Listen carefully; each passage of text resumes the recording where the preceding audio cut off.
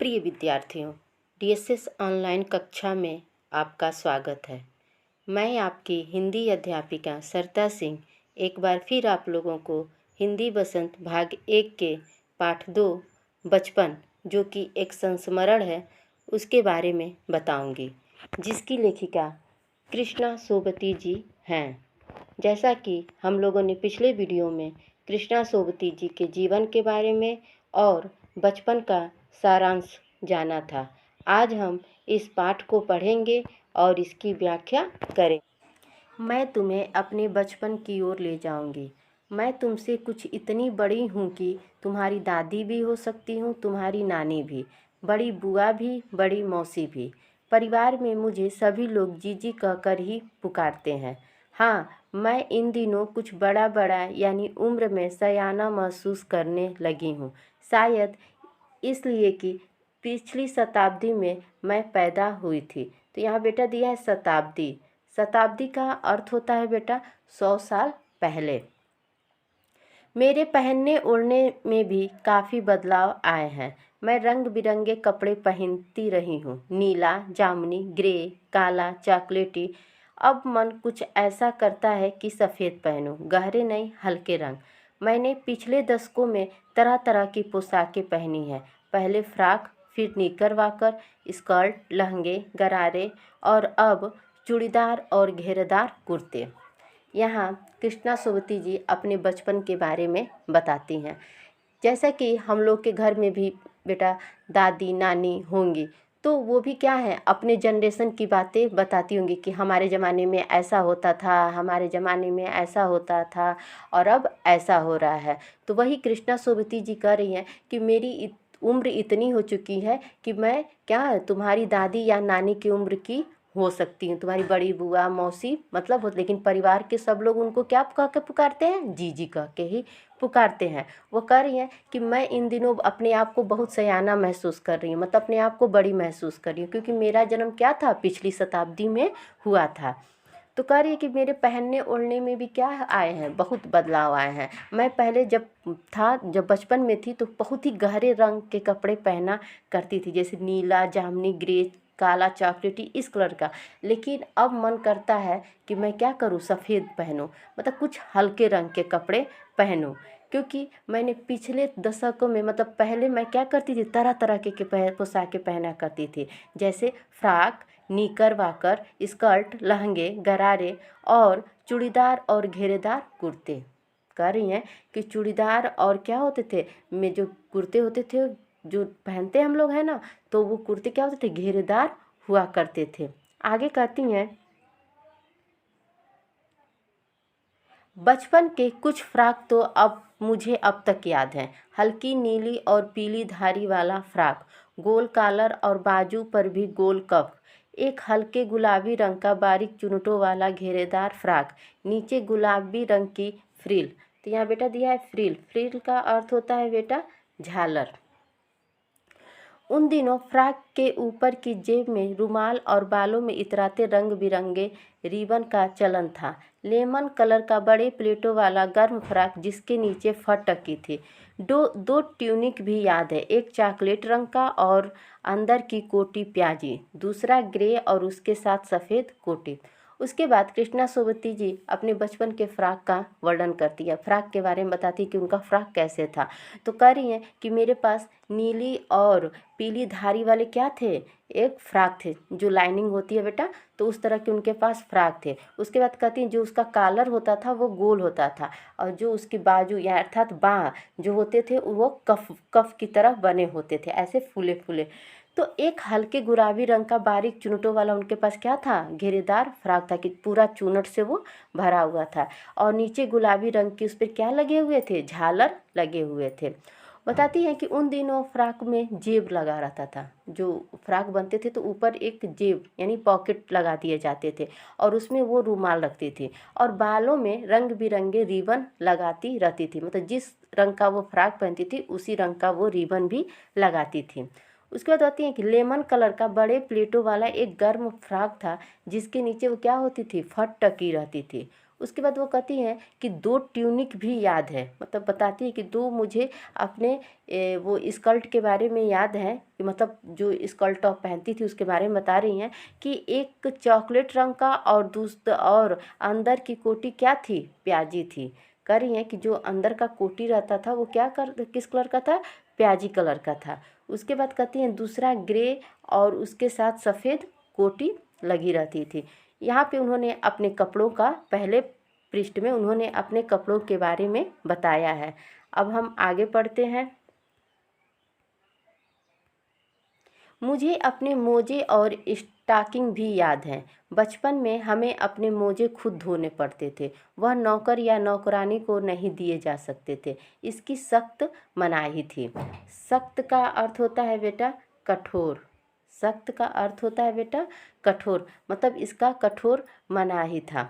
कह रही हैं कि मुझे बचपन में मतलब मोजे और स्टॉकिंग अर्थात जुराब याद है। कहती थी कि मतलब मोजे हमें क्या होते थे, खुद धोने पड़ते थे। नौकर नौकरानी इसके लिए नहीं धोते थे, क्योंकि उनको मना था कि ये काम ये खुद करें, मतलब हमें खुद करने पड़ते थे। हमें बचपन की इतवार की सुबह इसी में लगाते। कह रही हैं कि जब भी रविवार का दिन आता था, जैसे आप लोग का रविवार के दिन छुट्टी होती थी, तो वैसे उन लोग की भी छुट्टी होती थी। कहती थी कि जब भी रविवार का दिन आता था हम लोग इसी काम में लग जाते थे। पहले धो लेने के बाद अपने जूते पॉलिश करके चमकाते थे, मतलब मोजे को धुल देते थे और जूते को पॉलिश करके क्या करते थे, चमकाते थे। जब जूते कपड़े और ब्रश से रगड़ते तो पॉलिश की चमक क्या होती थी, उभरने लगती थी। कह रही हैं कि जब भी हम लोग जूते को क्या ना कपड़े पर ब्रश से रगड़ते तो और पॉलिश जब उस पर लगाते थे तो हम लोग की जूते क्या होती थी, चमकने लगती थी।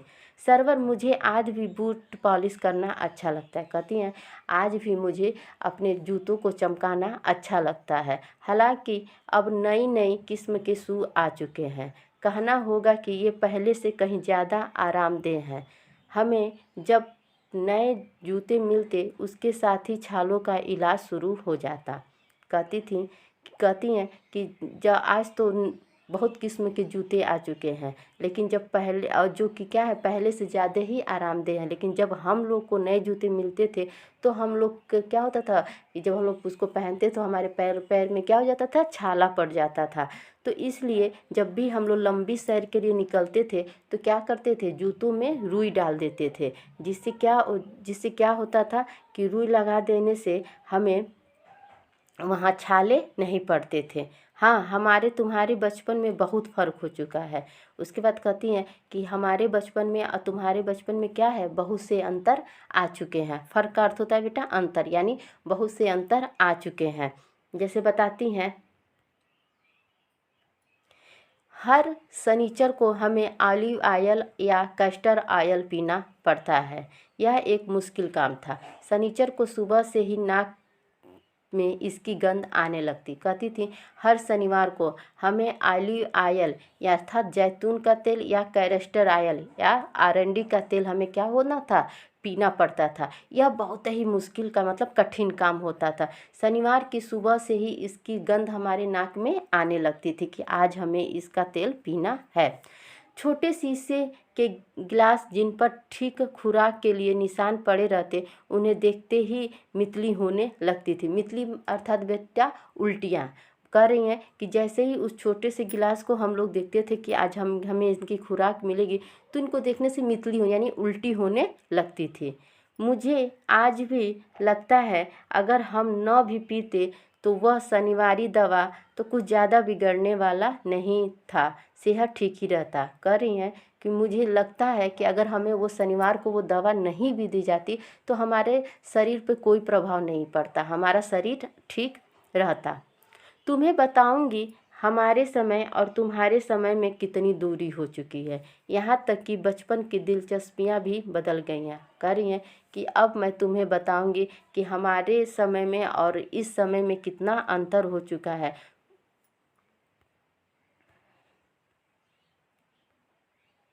याद रहे उन दिनों कुछ घरों में ग्रामोफोन थे, रेडियो और टेलीविज़न नहीं थे। कृष्णा सोबती जी कहती हैं कि हमारे ज़मानों में क्या थे, ग्रामोफोन थे, रेडियो और टेलीविज़न नहीं थे। और हमारे बचपन की कुल्फ़ी क्या हो गई है, आइसक्रीम हो कर। जब हम लोग बचपन में जो कुल्फ़ी खाते थे वही आज क्या हो गई है, आइसक्रीम हो गई है। कचौड़ी समोसा पैटीज में बदल गया है। कह रही हैं जो कचौड़ी समोसा हम लोग बचपन में खाते थे वो आज क्या हो गया है, पैटीज में बदल गया है। सहतूत और फालसे और खसखस के शरबत किस में बदल गए हैं बेटा, कोक और पेप्सी में। मतलब ये सब किस में, कोल्ड ड्रिंक जैसे कोक पेप्सी, इसमें ये वो उस समय सहतूत फालसे और खसखस के ये शरबत पीते थे और इस समय कोक और पेप्सी में वो बदल गए हैं। उन दिनों कोक नहीं लेमनेड बिमटो मिलती थी। कह रही हैं उन दिनों कोक और पेप्सी नहीं मिलती थी, उन दिनों में हमें क्या मिलती थी, लेमनेड बिमटो मिलती थी। शिमला और नई दिल्ली में बड़े हुए बच्चों को वेंगर्स और डेविको रेस्तरां की चॉकलेट और पेस्ट्री मज़ा देने वाली होती। हम भाई बहनों की ड्यूटी लगती शिमला मॉल में ब्राउन ब्रेड लाने की। कृष्णा सोबती जी शिमला में रहती थी। वो अपने बता रही हैं बचपन के बारे में कि हम भाई बहनों की ड्यूटी लग जाती थी कि शिमला मॉल में जाके ब्राउन ब्रेड लाने की। हमारा घर मॉल से ज़्यादा दूर नहीं था, एक छोटी सी चढ़ाई और गिरजा मैदान पहुंच जाते। वहां से एक उतराई उतरते और मॉल पर कन्फेक्शनरी काउंटर पर तरह तरह की पेस्ट्री और चॉकलेट की खुशबू मनभावनी। कह रही हैं कि हमारा घर मॉल से ज़्यादा दूर नहीं था, बस एक छोटी सी हम लोग क्या करते थे, चढ़ाई चढ़ते थे और गिरजा मैदान क्या होते थे, पहुंच जाते थे। शिमला का जानते ही हैं कि बर्फ़ एरिया होता है, तो वो लोग क्या होते थे, चढ़ाई चढ़ते थे और गिरजा मैदान पहुंच जाते थे और वहाँ से उतरते, क्योंकि पहाड़ों की तरह वो बन रहा था, बर्फ़ पे चलते रहते थे, तो वो वहाँ से उतरते और मॉल पर पहुंच जाते थे। और वहाँ जब जाते थे तो उन्हें पेस्ट्री और चॉकलेट की खुशबू क्या होती थी, उनके पास चली आती थी, वो उनकी खुशबू उन्हें मिलने लगती थी। हमें हफ्ते में एक बार चॉकलेट ख़रीदने की छूट थी। सबसे ज़्यादा मेरे पास चॉकलेट टॉफ़ी का स्टॉक रहता। मैं चॉकलेट लेकर खड़े खड़े कभी न खाती, घर लौटकर साइड बोर्ड पर रख देती और रात के खाने के बाद बिस्तर में लेटकर मज़ा ले खाती। कह रही हैं कि हफ्ते में हमें एक बार, मतलब हम लोग भाई बहनों को चॉकलेट ख़रीदने की छूट रहती थी कि जाइए आप एक बार चॉकलेट ले सकते थे। और सबसे ज़्यादा चॉकलेट मेरे पास ही रहती थी। उसका मैं क्या करती थी, चॉकलेट को स्टॉक यानी उसका भंडार मेरे पास ही सबसे अधिक रहता था। मैं कभी भी चॉकलेट को ऐसे नहीं कि खरीदती थी और वहीं खड़े खड़े खा लूँ, मुझे इसका शौक नहीं था। मैं उस चॉकलेट को घर पे लाती थी और जहाँ मैं सोती थी वहीं एक स्लाइड बोर्ड था, वहीं पर उसे रख देती थी और जब मैं सोने जाती थी तो बिस्तर में लेटे लेटे चॉकलेट का मज़ा लेकर खाती रहती थी। शिमला के काफ़ल भी बहुत याद आते हैं। कह रही हैं कि शिमला के काफ़ल भी बहुत याद आते हैं, खट्टे मीठे, कुछ एकदम लाल, कुछ गुलाबी रसभरी कस्मल, सोचकर ही मुंह में पानी भर आए। चेस्टनट एक और गजब की चीज़, आग पर भुने जाते और फिर छिलके उतार कर मुँह में। उसके बाद उन्होंने कुछ फलों के बारे में, शिमला के फलों के बारे में भी बताए हैं कि काफ़ल उन्हें क्या होते हैं, बहुत याद आते हैं, जो खट्टा और मीठा रहता है, कुछ एकदम लाल और कुछ गुलाबी रस भरी। वह सोच कर ही क्या होती है, उनके मुंह में पानी आ जाती है। उसके बाद कहती है चेस्टनट एक गजब की चीज़ रहती है, उसको आग पे भूने जाते थे और उसके छिलके उतार कर फिर हम लोग क्या करते थे, उसको खाते थे। चने जोर गरम और अनारदाने का चूड़। हाँ, चने जोर गरम की पुड़ियाँ तो तब भी थी और वो अब भी नज़र आती है। पुराने कागज़ों में बनाई हुई इस पुड़िया में निरा हाथ का कमाल है। नीचे से तिरछी लपेटते हुए ऊपर से इतनी चौड़ी कि चने आसानी से हथेली पर पहुँच जाएं। वे एक वक्त था जब फिल्म का गाना चना जोर गरम बाबू मैं लाया मज़ेदार चना जोर गरम उन दिनों स्कूल के हर बच्चे को आते था।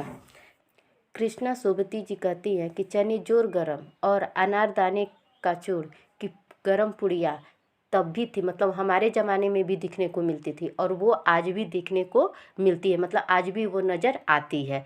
वो कहती है कि वो पुरानी कागज़ों की बनाई हुई पुड़िया केवल हाथ का ही कमाल रहता था। वह नीचे से तिरछे लपेटते हुए ऊपर इतनी चौड़ी हो जाती थी कि उस पुड़िया से आसानी से चने हाथ पे क्या हो जाते थे, गिर जाते थे। कह रही हैं कि उस समय एक फिल्म का गाना था चना जोर गरम बाबू, तो वो फिल्म थी क्रांति। उसी क्रांति फिल्म में चना जोर गरम बाबू मैं लाया मज़ेदार चना जोर गरम, ये गाना उसमें था। और इस गाने को स्कूल के सारे बच्चे, लगभग सारे बच्चों को याद रहता था। वो चना जोर गरम मतलब इस चने को लेते थे और क्या नाम है, खाते रहते थे और इसी गाने को वो क्या करते थे, गुनगुनाते रहते थे। तो ये था कृष्णा सोबती जी द्वारा लिखा हुआ बचपन, जो कि एक संस्मरण है। वो अपनी बातों को याद करते हुए हमें बताती हैं। अगले भाग में हम इसके आगे की कहानी को पढ़ेंगे और उसकी व्याख्या करेंगे। उम्मीद है कि आप लोगों को सब समझ में आया होगा। धन्यवाद।